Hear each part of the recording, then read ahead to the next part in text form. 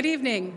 In preparing remarks to address a group such as yourself, it's pretty complicated because everyone in the room is either an expert on sales or marketing or both. So what can I possibly tell you that you don't know already? So what I decided to do was address a few topics on sales and marketing from what I hope is a slightly new angle. So what exactly is working right now in 2018, maybe didn't work before, or maybe you just haven't thought of? What we're going to do is we're going to draw a map from where we are to what success is going to look like. It's really hard to know when you're there if you don't know what there looks like when you get there. So the final destination is to make sales, close deals, maintain or grow our brand reputations, and how to get there changes a little bit year after year after year. Now, for me, it has never worked that if I don't change anything, everything just magically improves. I have to keep up with trends. So let's talk a little bit about what the modern buyer is doing right now. Over 65% of the buying journey is done online. This is true for business to business and business to consumer. It's more influenced by word of mouth and social media than all other factors combined. It's very caffeinated push button right now service, right? Everybody wants everything yesterday or the day before. And they're willing to pay on average 30% more for a positive buying experience. I didn't put this slide together by accident. The Starbucks on there is a great example of people who are willing to pay 30 to 40% more for a product that they love and a service experience that they're comfortable with. So right now, I think we should be focusing more on the experience that we're providing instead of just talking about our product or our service.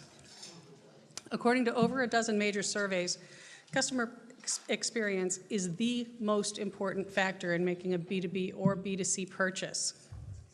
Product, price, delivery, and selection are all less important.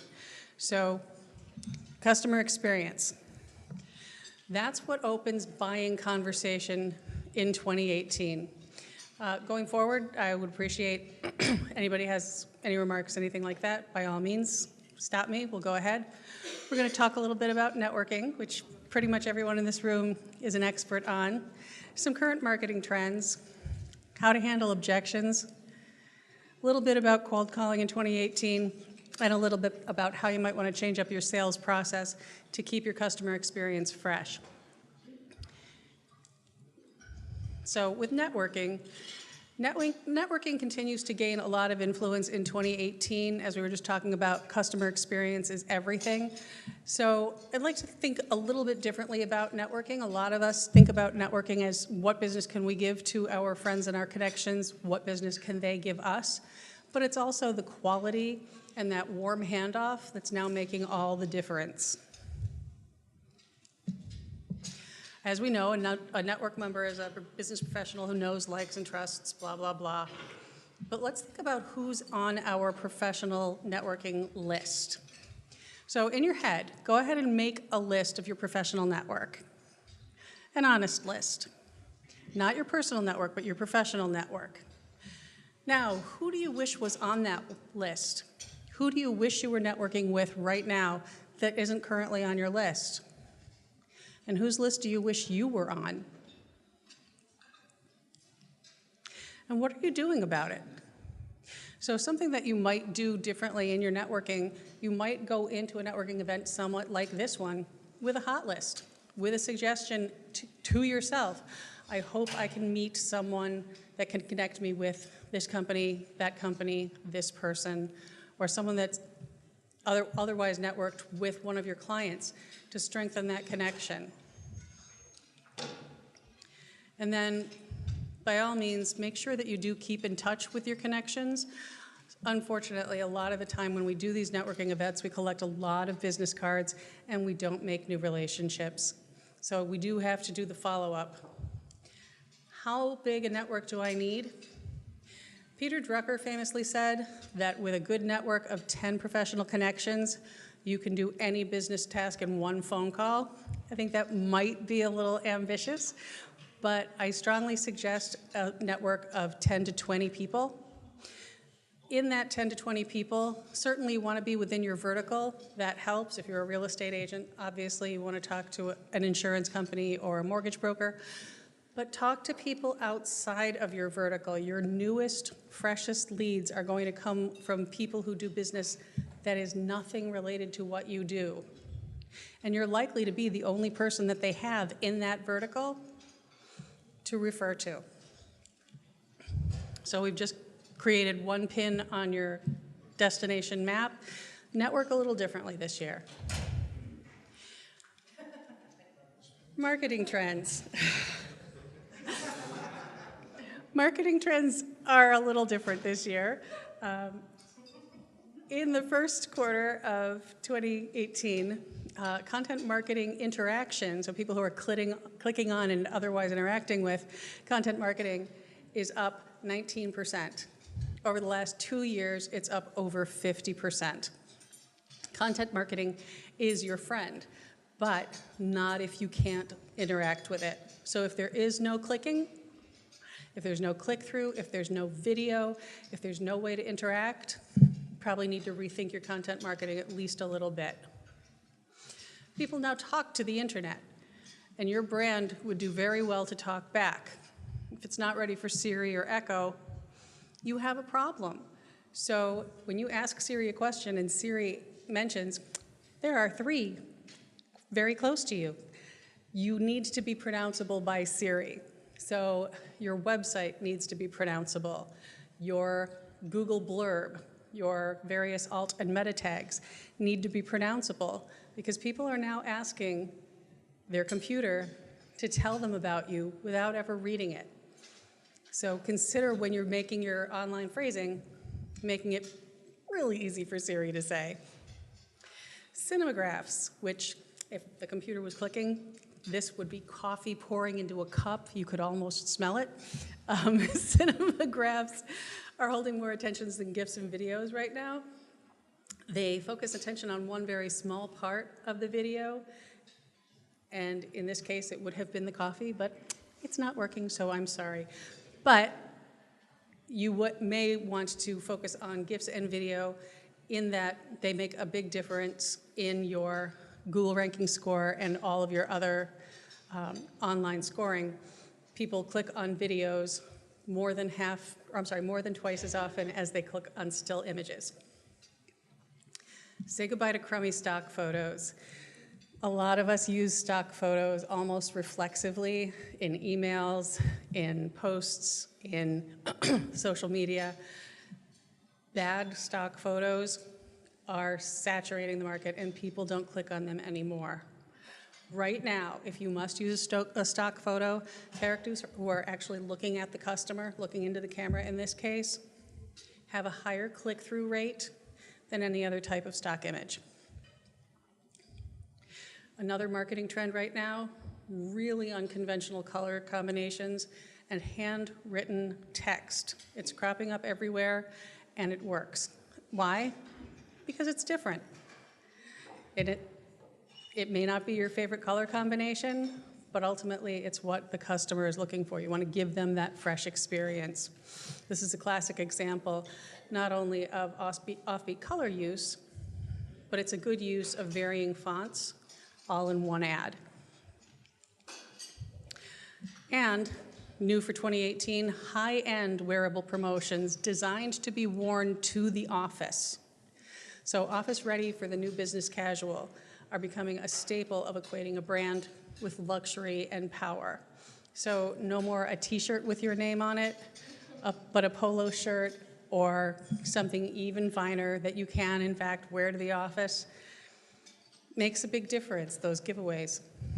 So another pin in your map, marketing is definitely taking on a new flavor in 2018.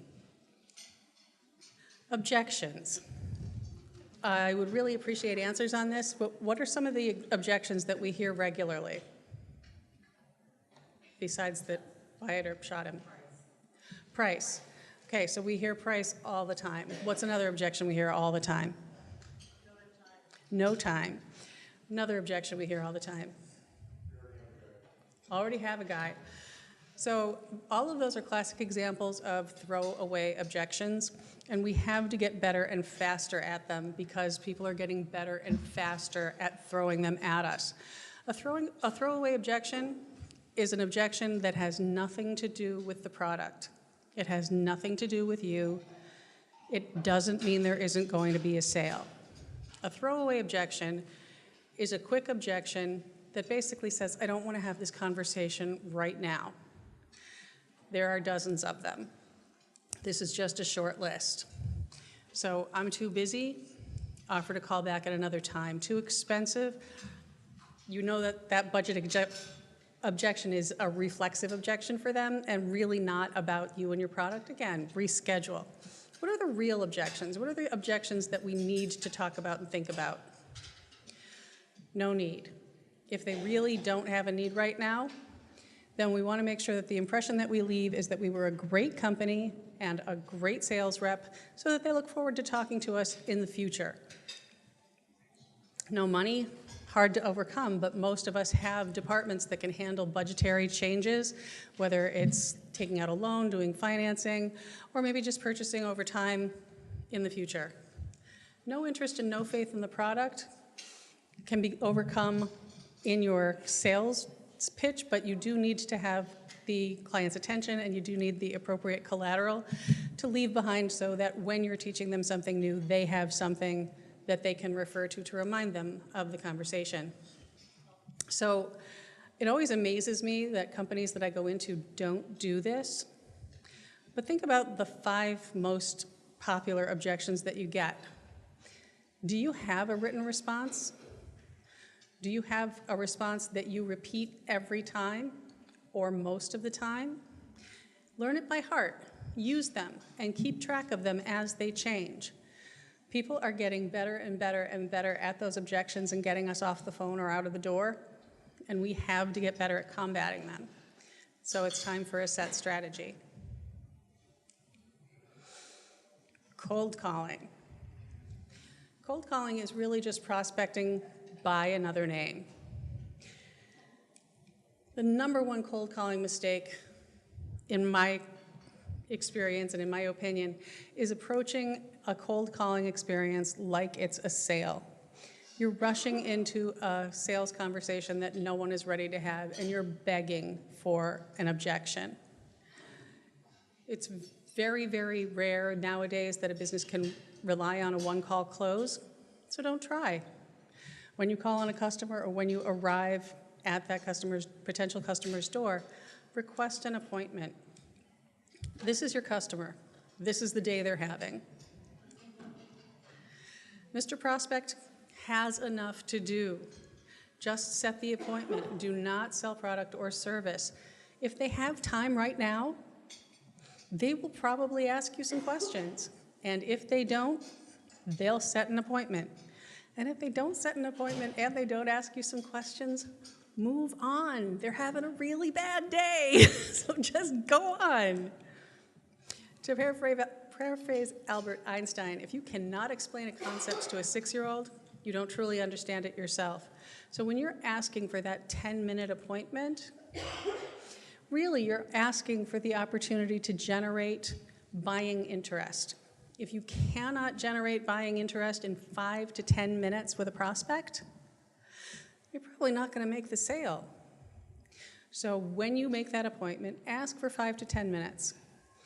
Be prepared to generate that buying interest. Ask the right questions. Ask your customer about their day, about their process, about their business, about the pain that not having a solution is causing them.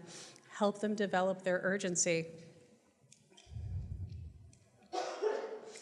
Obviously, we all know what to say. We all know what to do when we pick up the phone, but we get stuck. We get into that rote learning sort of, this is the 30th phone call of this type that I've made today, so I just want to remind you, smile. People can hear you. No one wants to commit to more than 10 minutes. When you ask somebody out, do you ask them out for coffee, or do you propose marriage? Ask for a short appointment. It's It really is like speed dating.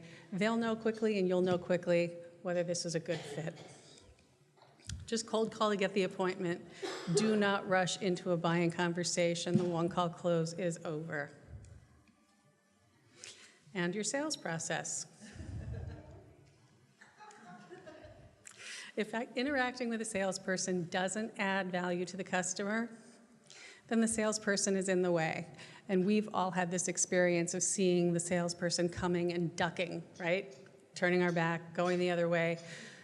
All of us in the room, sales and marketing people, avoid other salespeople. So what does that tell you?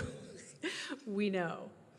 But the sales process refers to a set of repeatable steps that are involved in making a sale. It's how you can reliably make sale after sale after sale.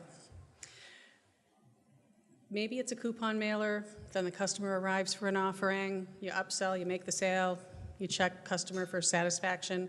But every business has a sales process or sales model that works for them. What's key is that now your sales process is part of your brand identity. Customer experience is everything. When you have a bad call with Jane from Verizon, do you say, oh, I had a lousy call with Jane? Or do you tell your friends, oh, I had a lousy call with Verizon? You say you had a lousy call with Verizon. Your brand identity is tied to your sales process. So you want to flesh it out with details that will encourage your market to stay loyal to you. All your reps need to be going through the same sales process. Now, this doesn't mean that they need to speak from a script, but it does mean that the sales process, which is now part of your brand, needs to represent your brand in the way that you want your brand to be seen. There really are only 4 major steps to any sales process. There's the introduction. That could be a mailer, that could be an advertisement, that could be going up and shaking a hand. There's the discovery process. Your potential clients learning about you, you're learning about them. There's the alignment of your needs and their needs. And then there's the close. That really is all there is in sales, but there are 1,000 other things that we build into each one of those steps, and that's where the personalization for your brand begins. So, your introduction, your name, your positioning statement, all of these pieces in the cloverleaf, each of them is where you're going to individuate your brand and your customer experience. It's a pretty simple system, but every other sales skill does fall under one of these 4 headings. And amazingly, some of your reps may not be starting out at the introduction phase. They may not even be starting out at discovery. They may be already on first meeting trying to close the sale. You need to have, again, that customer experience. What's measured improves. So wherever you are in your sales process, where do deals break down? What part of the process allows you to build the sale more effectively to the best size of the client? And do you keep track of those things? Do you keep a note to yourself of when deals break down or when deals take off and start skyrocketing? If you don't, it might be worthwhile to figure out where these things are happening so that you can change it, so that you can update your sales process to improve your customer experience and, of course, your closing ratio. You can only fix the weaknesses that you're aware of. Within a week or 2, it will be clear, obviously, what's working well and what's working poorly. Every week or 2, you're going to look at your results, and this, as a team activity, can strengthen your entire sales or marketing department. And that is your map for what is working right now. Your blue pins are the destinations that we've discussed today, and I am very much hoping that there are questions. Asking for referrals can be very tricky because so often the question is just so big. If I ask you right now, can you think of any referrals for someone who might need help in their sales department? You're thinking of every business person that you know and trying to remember, is this person doing well or not? So when you do ask, make the question small. So at the time of close, because you don't have a lot to back up your customer experience yet, make the question very small. Do you think there's someone within your organization, your professional network, one of your vendors, but make a small question. Do you think there's one of your vendors that I need to be talking to right now or whom I could be helping right now? After you've been working with the client and you're doing your follow-up call 4, 6, 8, 10 weeks later, you can ask a broader question about a specific part of your service. Has anyone you know been mentioning that they have problems with X? So both times slightly differently, but make it a small question.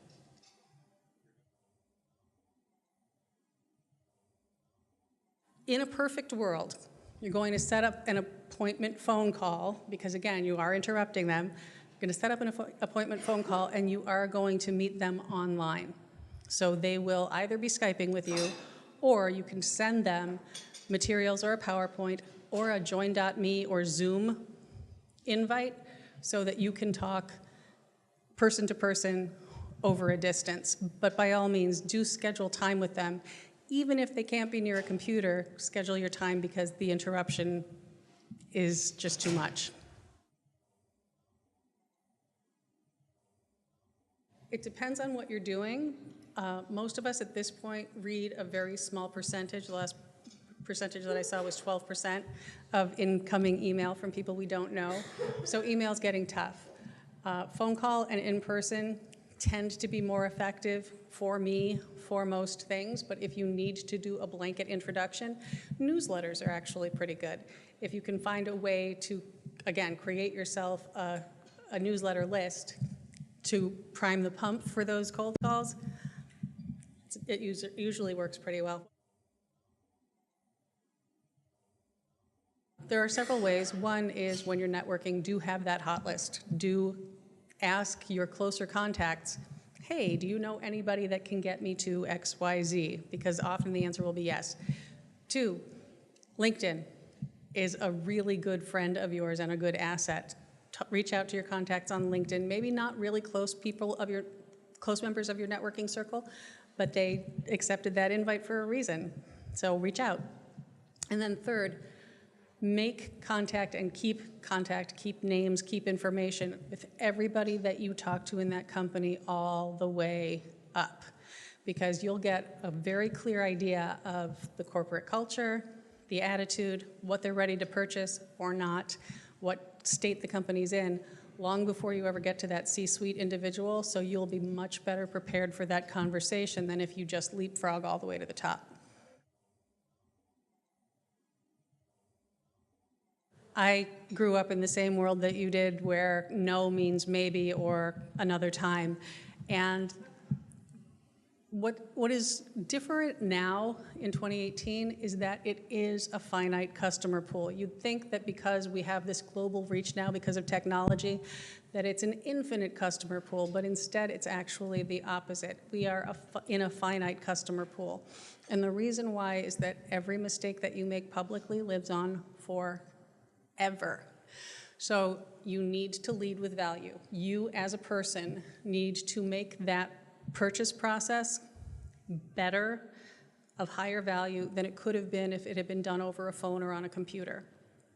In that way, you need to relate to these people who may eventually say no to you by being a valuable conversation, not necessarily just about your product, but a valuable conversation. So if I say, hey, did you notice this new set of Google numbers that said 20% higher click ratio on content marketing, I've brought something to the conversation that has nothing to do with selling. You want to be that guy, so they'll always take your call, even if they're not ready to purchase from you.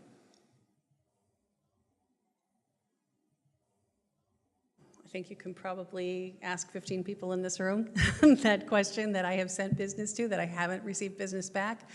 Networking and sending business to me is about my value to my customers. So when I connect my customer to someone who's great at their job and gives outstanding service, That makes me look like a better professional. So absolutely, vest your networking contacts and send your clients to the very best person you know. I probably read 5 to 8 sales and marketing books a year. I follow multiple sales blogs. I follow a bunch of marketing blogs. And when I go to networking events like this, I talk to every salesperson that I see and ask them, how's it going? How's your sales process? What is your sales team structure like? I want to get a sense of what everybody else is doing and what's changing. Sales teams, as you probably know, have gotten dramatically smaller overall in the last 5 years. Those smaller teams are carrying a lot of weight. How is that working? So as much as I read, and I read a lot, I ask everybody what's changing and what's working for you. And I've been lucky, people tell me.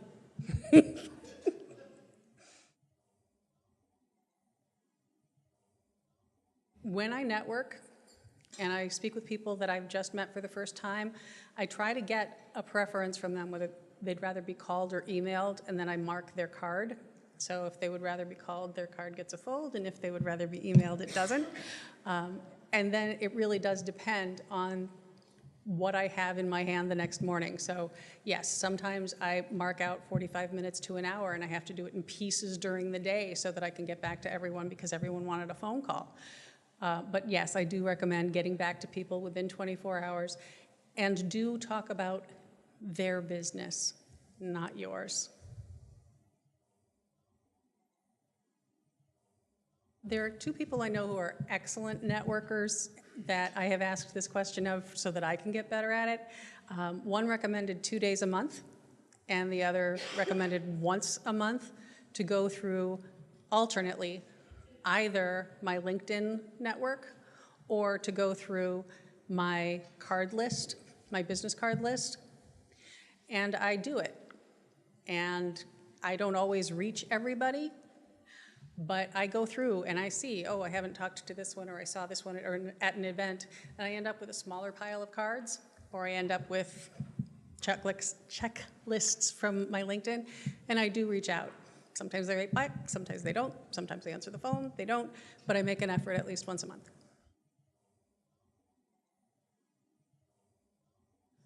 I say things like, hey, I came across your card today. I haven't seen you in a long time. How are things going? Do you want to have a cup of coffee? Pretty much like that. No, but depending on who it is, it might be that I have come across an article or a video or something, and I can then put that into an email. Hey, I saw this thing. It made me think of you. How are you doing? If they want to stay connected, they'll reach out.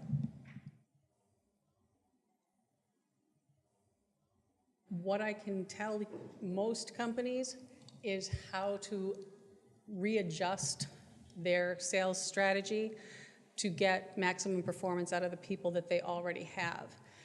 When people develop blind spots, seeing as they're blind to them, they don't usually notice until it's pretty late in the game. And heaven forbid your sales manager and your sales team have similar blind spots. You end up with a chasm that needs to be filled. And those are usually the circumstances that I end up in. So it's not that I'm teaching them something that they don't know, it's that I'm reminding them that all the Legos need to stick together to make a whole sales process. Anybody else? Thank you very much for your time.